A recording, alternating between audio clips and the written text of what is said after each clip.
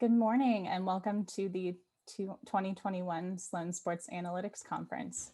My name is Riley Foreman and I'm a first-year MBA student at MIT Sloan. It is my privilege to introduce our panel, A Conversation with Andrew Yang and Nate Silver. Our panelists today are Andrew Yang, New York City mayoral candidate, and Nate Silver, editor-in-chief, 538.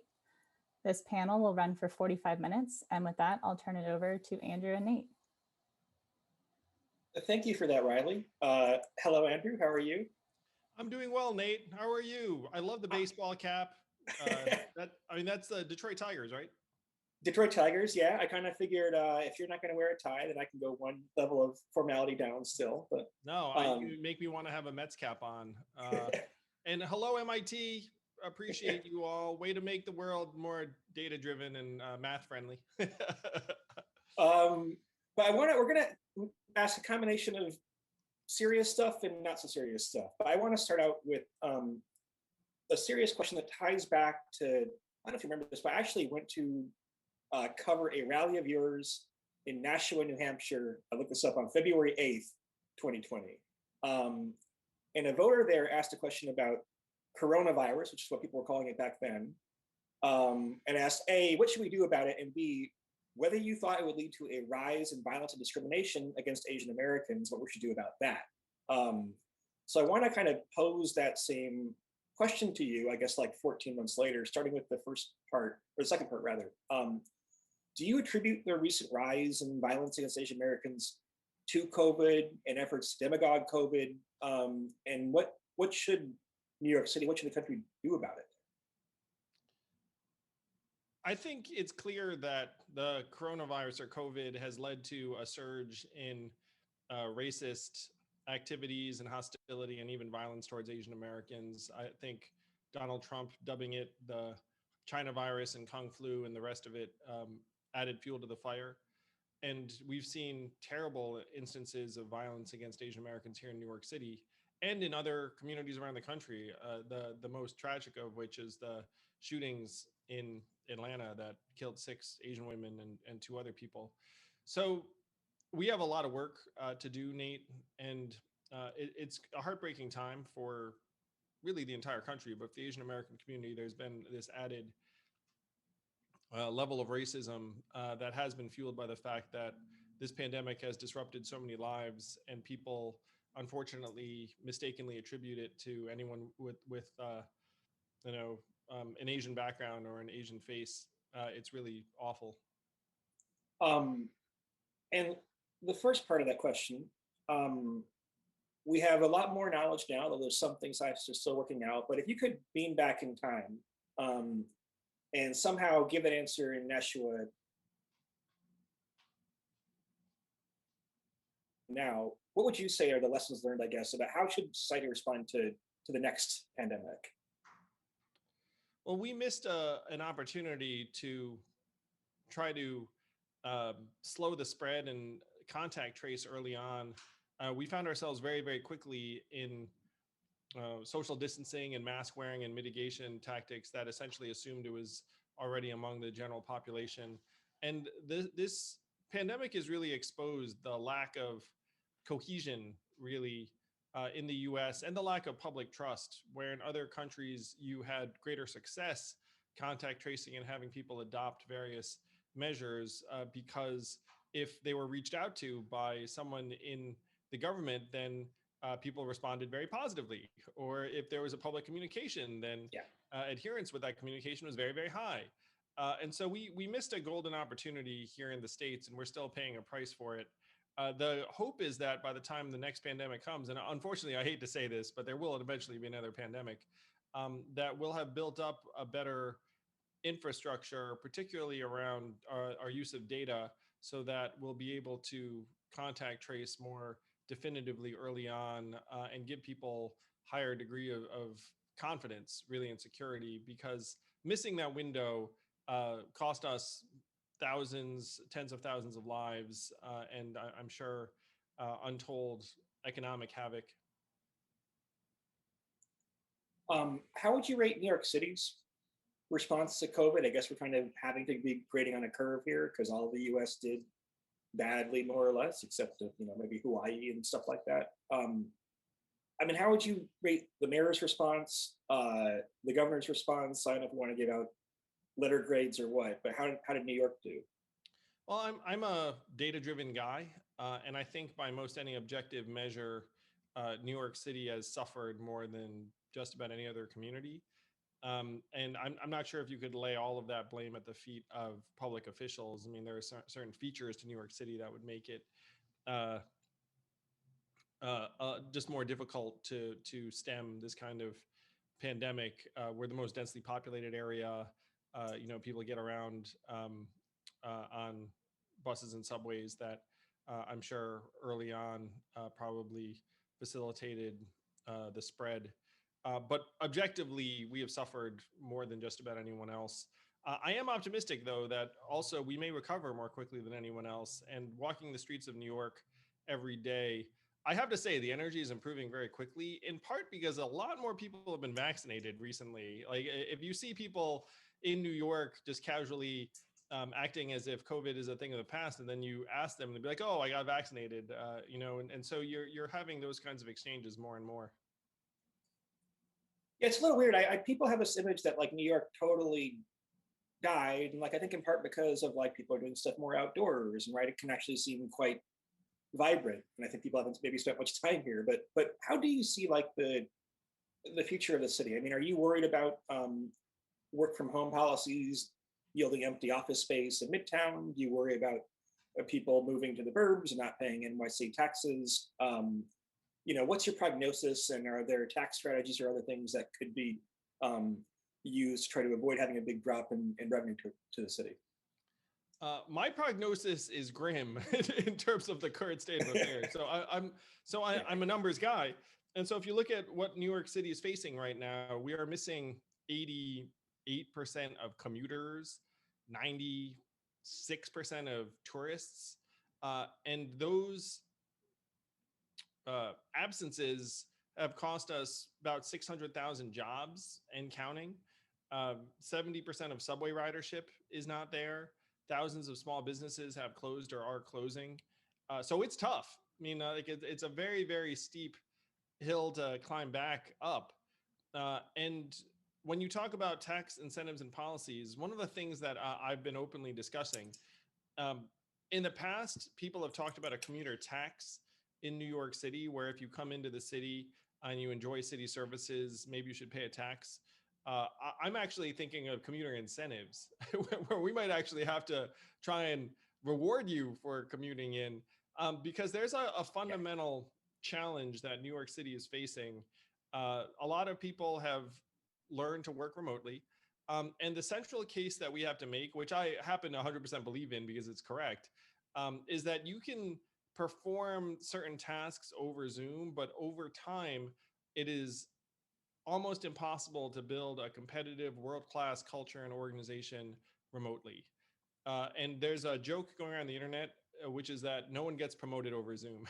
that if you're working over Zoom, Kevin Roos of the New York Times said you're one step closer to being automated, which if you think about it, does make some sense because you're interacting with people digitally and in avatar form already. Studies have shown conclusively that people are more creative and innovative when they're working together in an office environment. Studies have shown that academic research is higher quality if the researchers are in physical proximity to each other. So this is the central value proposition of New York City. And our ability to bring that back is going to define our recovery. So I'm not above putting incentives into place saying that, hey, look, if you're coming into the city 5 days a week, maybe we should be giving you a tax break. Maybe we should be giving your employer a tax break. Maybe we should give you a gift certificate to a New York bar and restaurant because, you'll have a great time and I'm sure you'll buy an extra couple drinks and that bar or restaurant could probably use your patronage. So these are some of the things that I think the city needs to invest in. It's the same with tourism, Nate, where we're missing 65 million tourists or so who drive tens of billions of dollars in economic activity. And traditionally, New York City has not invested much in promoting tourism because it didn't have to. And now we have to, so we should invest. So I'm very, very focused on trying to bring these people back because they're vital to New York City's recovery. are there particular initiatives for like cultural institutions? I mean, there's Broadway, right? There are art museums that have struggled in some cases. And what kind of incentives can you give to help revitalize culture in New York City? I am thrilled to say that Broadway looks like it's going to reopen a bit later this year, thanks to Senate Majority Leader Chuck Schumer and the Save Our Stages Act and the feds. I think the headline number was $15 billion of the entire Save Our Stages Act, and a lot of that's going to New York City. And so the hope is that if we reopen these cultural attractions, then it will be one of the catalysts to bring tourists back. And I love it. I'm excited. One of my goals will be to try to make sure that that federal aid reaches arts institutions that are not enormous or very visible and prominent, like Broadway. The arts economy is so vital to New York City. It's one of the things that make it appealing to live here, appealing to be headquartered here, so you can hire creative people who are drawn here by the arts and the culture. So to me, what's happening in the arts economy is central. I just did an event today with arts economy workers who were talking about, frankly, how terrible this past year has been for them and how they've had to draw down savings just to survive. So I am optimistic because we're seeing billions and billions of dollars of federal aid come in. Just the question is how this aid gets utilized and whether it reaches the right people and can sustain the arts community long enough for the audience to reconstitute. I want to pivot slightly awkwardly to asking you some sports related questions. This is the Sloan Conference. Sure. So one thing, there's been a little ambiguity, a little debate online about, are you currently a fan of the New York Knicks or not?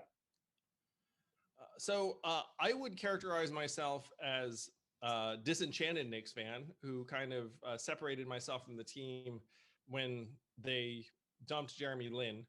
Because if you can imagine being an Asian American, enormous Knicks fan and weekend warrior basketball player myself, and then like basking in the glory that was Linsanity, and then have that taken away from you because of money, which has never been an obstacle in Knicks world. I mean, we've given incredible contracts to, Jerome James, Eddie Curry, like you name it, we'll pay you. But then when it came to this beloved figure that really helped light the city like on fire in a positive way, we couldn't find the money. And so it was very hard for me to stick with the team after that. And James Dolan is a very difficult owner to root for, banning Oakley, banning fans. They have this strange communications culture that makes it seem like, some kind of quasi sort of, like governmental institution of fear or something. And so then I was a basketball nomad for a little while, and it was very difficult because I grew up such an avid Knicks fan, Nate. I cannot overstate how huge a Knicks fan I was through the entire Ewing era. And then I was there through the Isaiah Thomas era, and just which was frankly a difficult time. But I went through the team through thick and thin, and then breaking up with the team was very hard.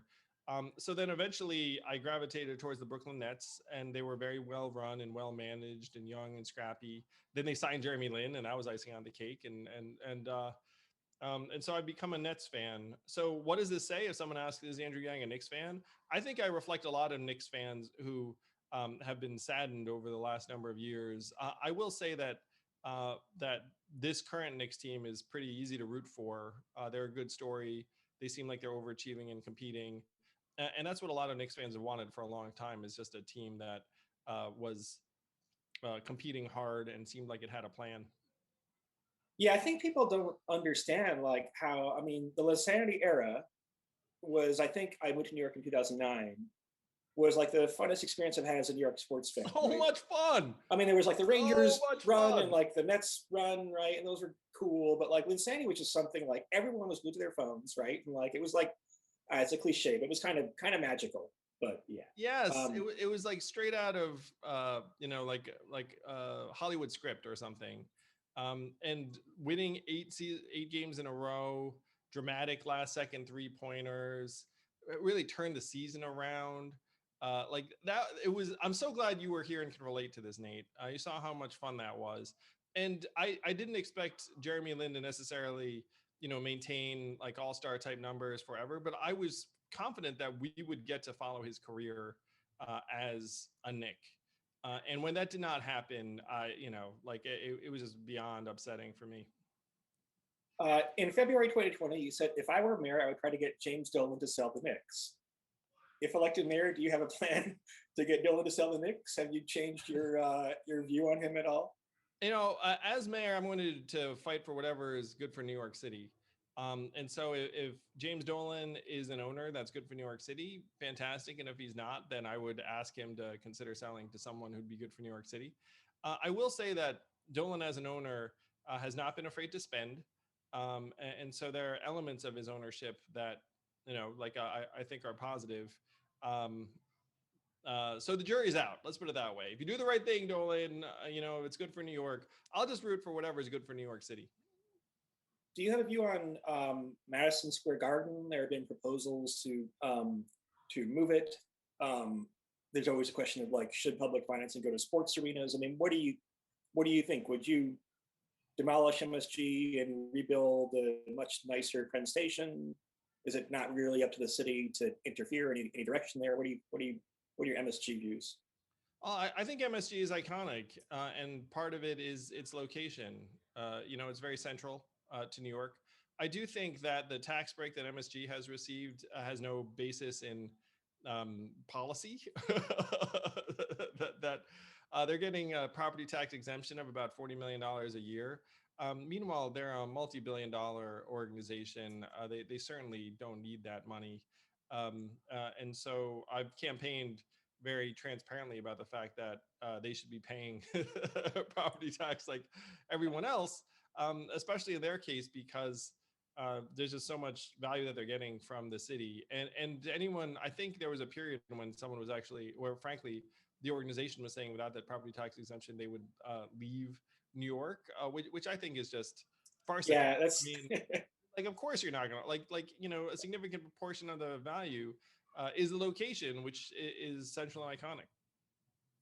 I want to talk about one other thing that's obviously topical about the intersection of politics and sports now, but do you agree or disagree with Major League Baseball's decision to remove the All-Star Game from Atlanta in light of Georgia's new, rather restrictive voting rights legislation? I do. I think restricting voting rights when you don't like an outcome is anti-democratic, really. I mean, and to use a sports analogy, it would be like, oh, you lost a game, so then you just try and change the rules of the game. Yeah. I mean, the goal should be to go out there and try and make better arguments or present better policies that'll win more people over. It's not like, oh, like it's getting too easy to vote around here. Like, let's restrict that. And it's very hard to see any other motivation for some of these changes. So the fact that Major League Baseball decided to take a stand and say, look, like, we don't need to have our All-Star Game in Atlanta. And it's tough for people in Atlanta, but the people of Georgia, I think, should appreciate the fact that these voting restrictions are not the right thing. That they're really against the spirit of the democracy that makes our country great. In the wake of this, some people have pointed out that New York actually has fairly restrictive voting laws. It's gotten a little better, actually voted early at Madison Square Garden in November. Or maybe it was October, I suppose. We also take forever to count our votes in New York. In fact, we just officially revised our presidential totals, I think, yesterday. Did I get more votes, Nate? Nice. What can the city do to make what can the city do to make voting easier in New York? Is it purely a matter of state law, or what can the city do to try to make voting less restrictive? Well, I mean, there are things that the city could do sometimes just to provide resources to upgrade voting infrastructure. Some of the voting processes are controlled by the state. In some cases, the party has some input. A lot of it's execution, really. And so if we can help execute on elections better, I'd be thrilled, and I'd be thrilled to do that. I'm going to say two things very specific to New York. Number one is that my race, the mayoral race, which please do check it out if you're in New York City like Nate, is ranked choice voting, which I think is the future of voting, or it should be.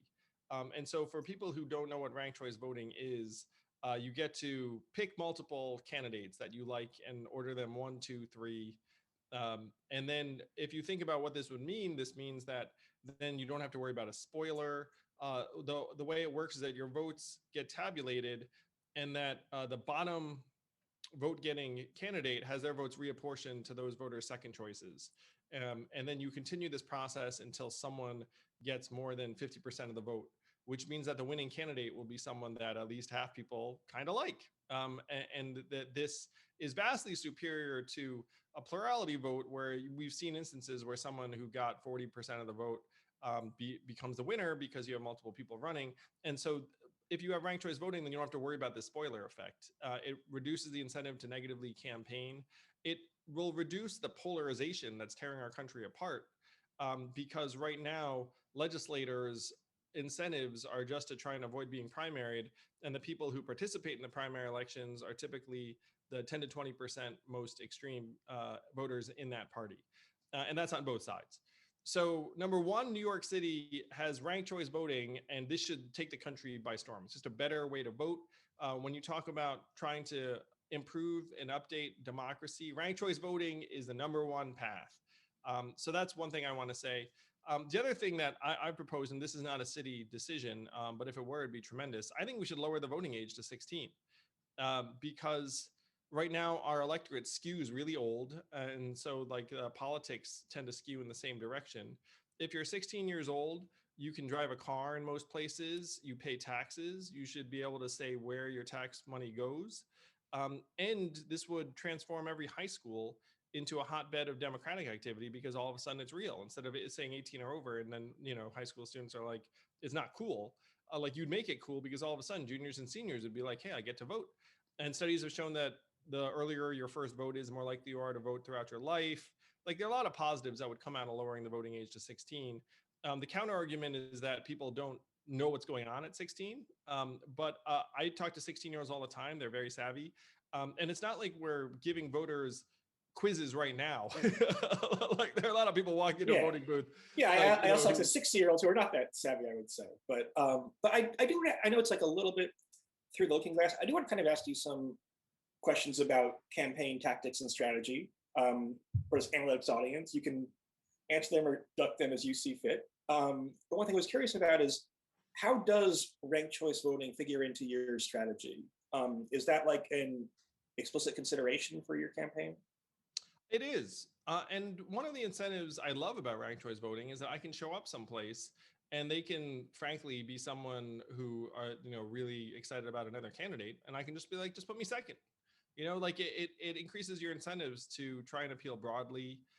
You don't think, oh, I should give up on that set of voters because, you know, they're not going to go my direction. It's like, well, maybe I'll be their second choice or their third choice. Like you just need to try and build a broad coalition. So I'm happy to say I think about it all the time, and it ends up broadening the type of voters we appeal to. It broadens the way we campaign. So I love it. You know, you're not narrowly targeting or segmenting in the same way. I also naturally like to campaign positively, and I think ranked choice voting should reward positive campaigning. So I think that it is the future of democracy, and it does influence the way that we conduct ourselves.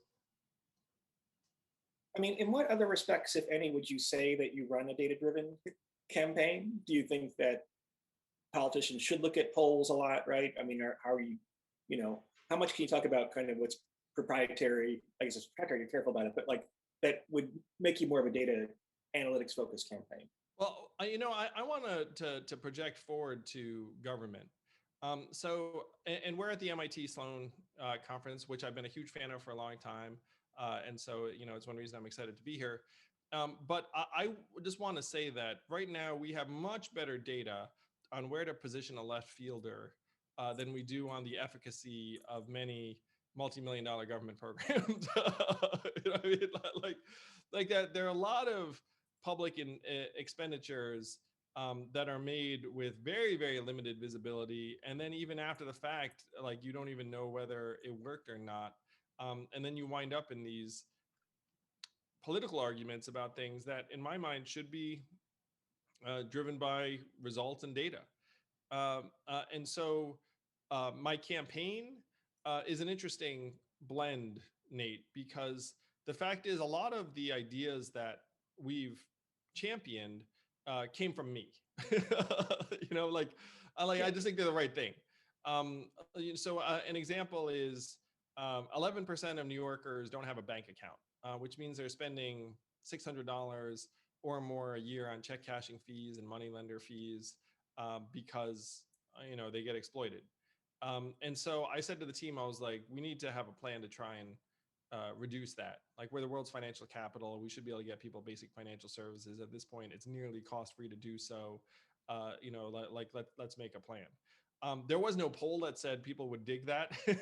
Frankly, I'll say that most of the people that don't have bank accounts are probably not avid voters, but it's something that I just knew was the right thing to do. And so, we're establishing a People's Bank that will help us reduce that percentage. Now, the ways that we're data driven, we poll, and then after we poll, we get a sense as to locations and neighborhoods that are clicking with us with particular messages and policies that people are more excited about than others. And so it does drive our behavior, because that's just smart. Like if you were trying to become mayor of the greatest city in the world and you could get information about what voters want, then you would jump on it. So I think we're a nice blend of homegrown, organic policies and a vision, but then we campaign smart. Are there like neighborhoods that you could give examples of that are especially important in the Democratic primary? Oh, you'd ordinarily say you go where the votes are. Yeah. I mean, that's generally pretty good practice. Not to get too into it, but there are certain neighborhoods that we're performing really well in, even within let's say Brooklyn. Like, there are certain neighborhoods that are clicking with us better than others, and so we'll spend more time in those neighborhoods. There are some communities. I'll give an example. I'm very, very popular among Latino voters, as an example. And so we're going to spend some time trying to reach those voters. Now, I'm happy to say that according to our numbers, I'm pretty broadly liked in New York. So it's not like, that there are other people that aren't excited. It's one reason why I'm currently in the lead. But it's been really refreshing to see our support levels among certain communities that might not be instinctive to people. Some polls, I think an Emerson poll, showed a fairly big gender split, 41% support for you among men, but 20% of women. Are there things about your campaign that you think kind of come across as coding toward men more? Do you not trust their data? Are there, what would you say to women voters? Yeah, we've run a number of polls that did not show the same. And so as a result, we're feeling really good. But we need to just continue making our case to all voters, certainly women among them. But I'm happy to say that that gender split seemed to like it was something of an anomaly. Both you and I are active on Twitter. Some people might say, more active than we need to be. But you comment on sports, you comment on restaurants. You had a whole guide to your 50 favorite restaurants or something recently, right? I mean, how much of this is designed to just start a conversation, keep the conversation focused around you? Because I would say cynically that there is something to be learned from a multi-way primary and Donald Trump kind of always made himself the story of the day, and it made it hard for any other candidate to gain attention. I mean, is there some deliberate effort to have high engagement, to troll people in the media? Well, if you look at it, Nate, there are limited ways to get your message out when you're campaigning in an environment like New York City. And I happen to have a very significant social media following. And so, of course, you're going to use that channel. And so you're going to put things out that are both consistent with the campaign themes, but also give people some insight into what I'm doing in any given day, or thoughts on sports and food. Like, I think that stuff is relatable and human. But I would also say that every other campaign would love to have like a couple million like people on social media that they could, send things to. They don't. We do. So of course you're going to lean into that if you're us, and then there are the media organizations that cover the race. And we have to do everything we can to make our case to them too. There are voters on the street. There are Democratic organizations and clubs and activists. So they're all different channels. It's just that we happen to have a more robust digital presence than other campaigns. So we're definitely going to lean into it.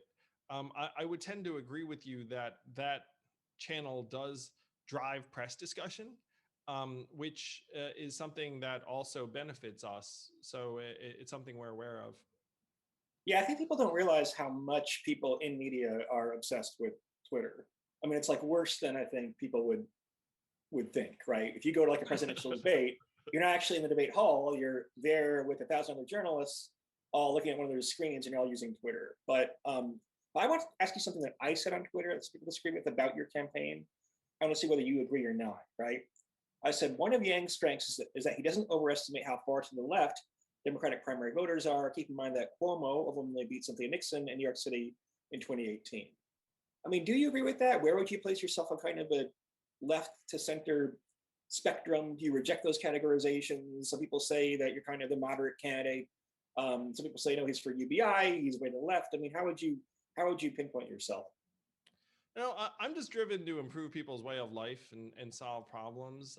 I don't think that fits me neatly into a particular column in like the political ideological spectrum. But I think that people sense that I'm open to ideas that are demonstrated to make people's lives better from every part of the political spectrum.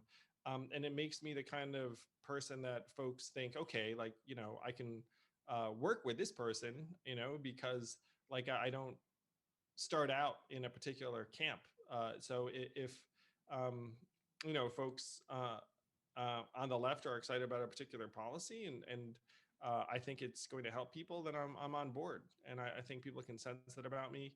But I'm just driven by what's going to work, what the results are going to be. So yeah, like if someone can show me some data, like I'm into it.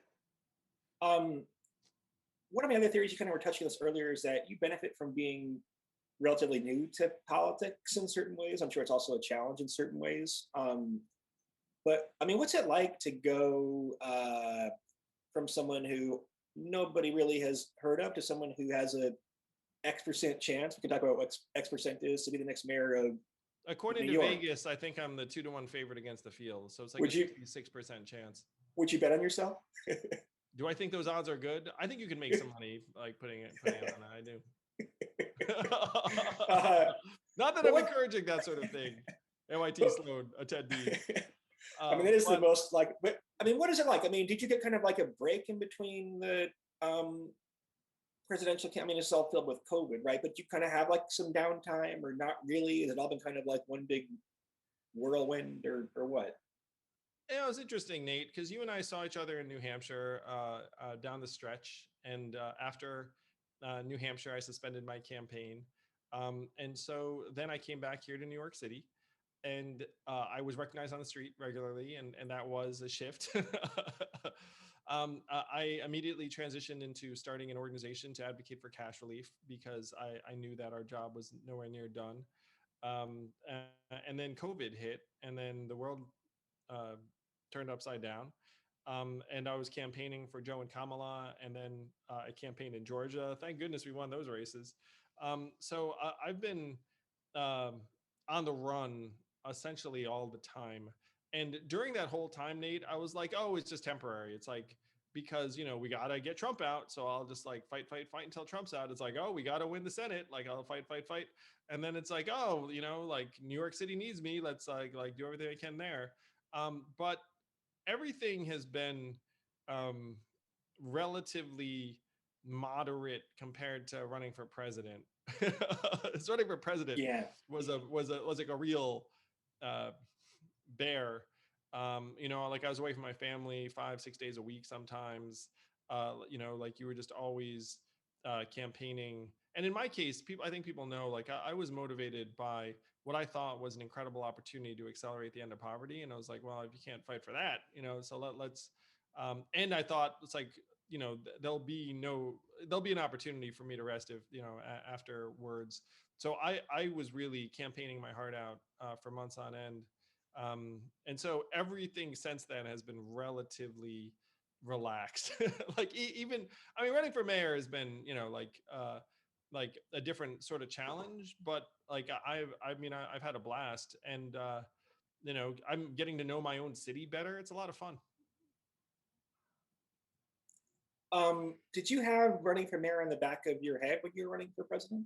I mean, you gained this huge platform. I had nothing in the right? back of my head when I was running for president, Nate. I was just like gung ho, let's go. And I just thought, like, if after this campaign, I'll be able to figure it out. And then after the campaign ended, again, I started this organization, Humanity Forward, advocated for cash relief checks, and some of our efforts actually helped get some of those checks to people, which I'm incredibly proud of. So I did not think at the time that I was going to run for mayor because I had nothing on my mind except abolishing poverty and getting Trump out. But now I'm super excited about the mayoral run. And if you're excited too, you can come check us out, at andrewyang.com.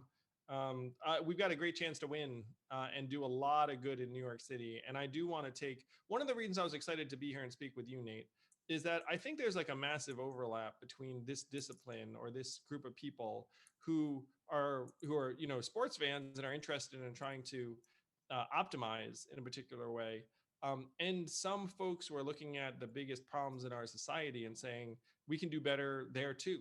Like we have data, we can improve our way of life. Right now, I'm going to suggest the data says that cash relief is working pretty well, and maybe we should do more of that. but there's like there's this real, it's like a fascinating intellectual overlap. I would definitely put you in this camp because you're this like alpha policy wonk, but also an alpha sports fan. So it's one reason I'm excited to be here with you, Nate. We don't have that much time left, so I have a grab bag of questions, and I have 4 questions left. We may get 2 of these, let's say, right? But I want you to pick a number from 1 to 4. We're going to randomize which question I'm going to ask you. Obviously 3. I think this is the one you didn't want. According to a recent Quinnipiac poll, 52% of New York City voters approve of the performance of Andrew Cuomo, while 39% disapprove. Do you approve or disapprove of Governor Cuomo's overall job performance? Wow. I think that there are things that he's done that are quite positive, and there are things that people could rightfully be very upset about. And I guess I'll leave it at that. So you'd be a don't know?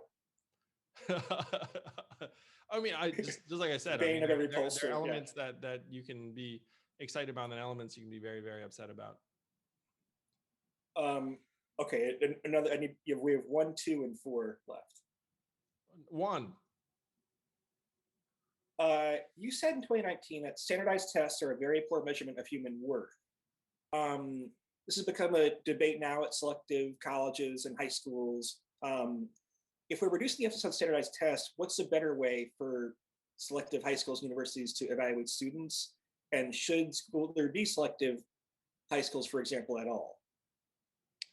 I think that tests are a data point, but there are other data points that I think should be weighted very, very heavily, like grades, essays, teacher recommendations, interviews, interests. Like our schools should not be prizing a single aptitude. I think a lot of these standardized tests tend to be very heavily weighted toward essentially like one form of analytical intelligence. And they can be more human, they can be broader. But I do think that there's a place for both these tests and for selective institutions. So have you modified your views on that? Or I mean, I guess what you're saying in the statement was it's not a great way to evaluate human beings, right? Now that kind of you've seen more advocacy for eliminating standard tests or colleges going test optional. I mean, has that been like a shift or an evolution for you at all? Well, I think the big problem, Nate, is that we have sent this very, very powerful message, and it's disastrous, that you're worth less as a human being if you don't get into certain schools, and that you're not going to have a decent life that you're excited about or fulfilled by unless you go to certain types of institutions. You know, you should be able to graduate from high school or community college or vocational school and have a great life and be just as important as anyone else. And that if someone is really, really excellent at standardized testing, isn't a certain school, it doesn't mean they're better than anyone else. It, just means that they did better in a particular test. So if we manage to make that distinction, value people intrinsically, humanize the economy, frankly, value women and underrepresented minorities intrinsically, and not saying like, oh, the market likes this, the market likes that. It's like, that is the big change we have to make. That these institutions can do what they do. It's just as long as they're not like the lone bridge to a decent life, which unfortunately they increasingly have become because our economy has become so punitive and inhuman. Like the winner take all economy has left people feeling like, oh, if I don't get on the particular bridge up, then I'm going to be left behind. And it's terrible. I'm going to pick the one question I finish with, because it's a very self-interested question. So I play poker. A lot of my friends play poker. I know during the presidential campaign, you were doing some reach out to poker players at some point, right? Yeah, Negranu.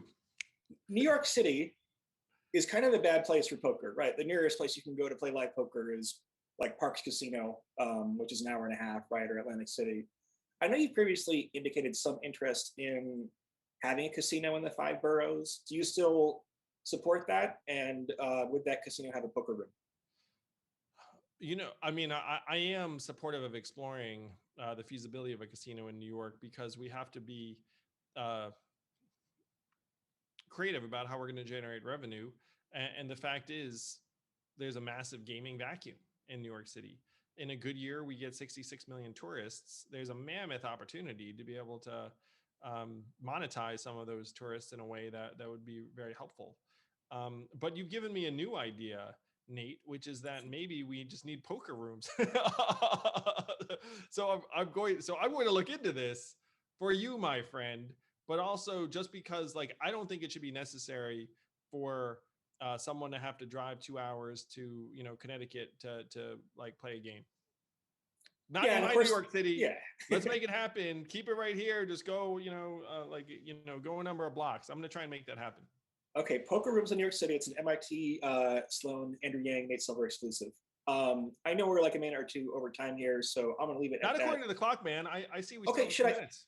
Okay, let me ask my one last question. What do you predict that? So marijuana was legalized in New York City last week. Do you think that'll have any positive or negative impact on the city? What do you think New York City should do in setting up dispensaries or distribution sites? Yeah. I'm very pumped about the legalization of marijuana. Its criminalization really, made no sense, particularly at a time when so many other states had already made this move. I think right now the biggest challenge is going to be to make sure that the folks who benefit from its legalization are the same folks who are being punished for its criminalization. So if we could have some of those communities benefit from the new firms and businesses that are going to be forming, that would be tremendous. It will not happen on its own. So that's something that the city can lead on, which is to frankly just channel some of the resources to Black-owned businesses in our communities that can benefit from this boom, because that they should benefit, and it's probably not going to happen natively based upon market forces. So that's going to be something I'm very excited to make happen. Have you looked at other places that have legalized? I mean, if you go to different cities and different states, some it's very corporate, some it's kind of very mom and pop, right? I mean, are there examples that New York City should look toward? Wow, I should definitely investigate which city we should try and emulate here. But I certainly want to make sure that there's space for the mom and pop in New York City in the marijuana business. Cool. And on that note, we will, I think, call it a session. But thank you so much, Andrew. I hope this is informative to people. Let's make things work better. That's really my message. Let's use some math. Let's use some data. Let's make things work better, starting in the greatest city in the world. Come to New York, people. It's going to be grand. We need you.